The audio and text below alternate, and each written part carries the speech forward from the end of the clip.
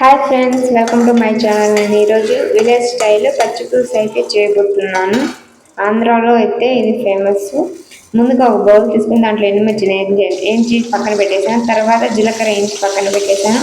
తర్వాత ఇలా టమోటాస్ని అయితే గ్రే కలర్ వచ్చేంత వరకు ఏం చేసుకున్నాను. తర్వాత గ్రైండర్లో చింతపండు, కొంచెం ఉప్పు, కొంచెం వెల్లుల్లి ఇలా వేసి గ్రైండ్ పెట్టేశాను. గ్రైండ్ పెట్టడం వల్ల చింతపండు అనేది గుజ్జులాగా వస్తుంది, మెదుగుతుంది.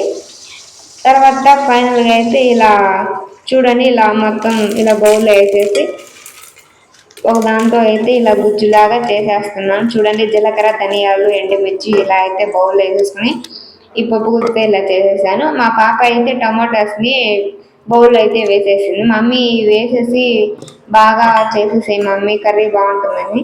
తర్వాత ఫైనల్గా అయితే ఇలా వచ్చింది.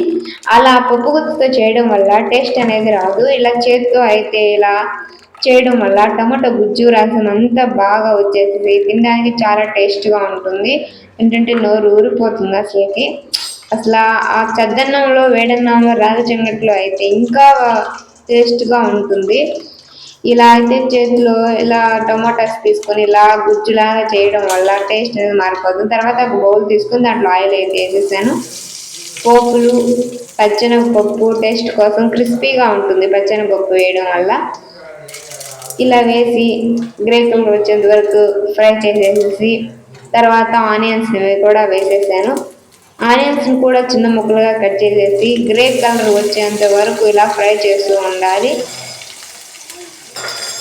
గ్రే కలర్ వచ్చేంత వరకు ఫ్రై చేయడం వల్ల చాలా క్రిస్పీగా ఉంటుంది. తర్వాత అయితే పక్కన పెట్టేసుకున్నాం కదా, ఇలా చేతితో టమాటా గుజ్జు రసం వచ్చేంత వరకు దానిలో మిక్సీ జార్లో వేసిన చింతపండు కూడా వేసేసి మిక్సప్ చేసేసాను మొత్తము. ఫైనల్గా అయితే దానిలో ఇలా పోసేసాను. చూడండి ఎలా వస్తుందో అసలుకి.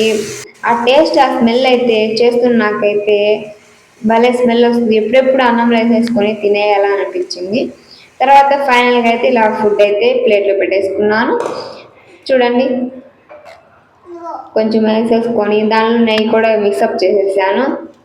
కొన్ని ఆనియన్స్, కొన్ని స్నాక్స్ ఇలా ఉదయాన్నే మార్నింగ్ టైంలో వేడి వేడి అన్నంలో ఇలా వేసేసుకొని నెయ్యి వేసేసుకొని పచ్చి పులుసులు ఇలా ఆనియన్ తీసుకొని అలా తింటూ ఉంటే ఆ టేస్ట్ వేరే లెవెల్గా ఉంటుంది. నాకైతే చాలా నచ్చేసేసింది. వానాకాలం అయితే ఎక్కువ మా ఇంట్లో మేమైతే బాగా ప్రిపేర్ చేస్తాము. నేనే చేస్తాను పచ్చి పులుసు అంటే. మా ఇంట్లో ఆ రోజు బాగా తినేస్తాము, బాగా చేస్తాను కూడా నేను. చూడండి, తింటూ ఉంటే నాకైతే భలే అనిపించింది. ఆ నెయ్యి టేస్ట్, ఆ స్మెల్ తింటుంటే నాకు ఇంకా ఇంకా తినాలనిపించింది. రాగి చెంగట్లో అయితే ఇంకా బాగుంటుంది. దానిలో ఇంకా ఎండు చేప ఫ్రై చేయడం వల్ల ఇంకా బాగా టేస్ట్గా ఉంటుంది. పచ్చి పులుసు చేయడం వల్ల బాగా ఉంటుంది. సరే, థ్యాంక్ యూ.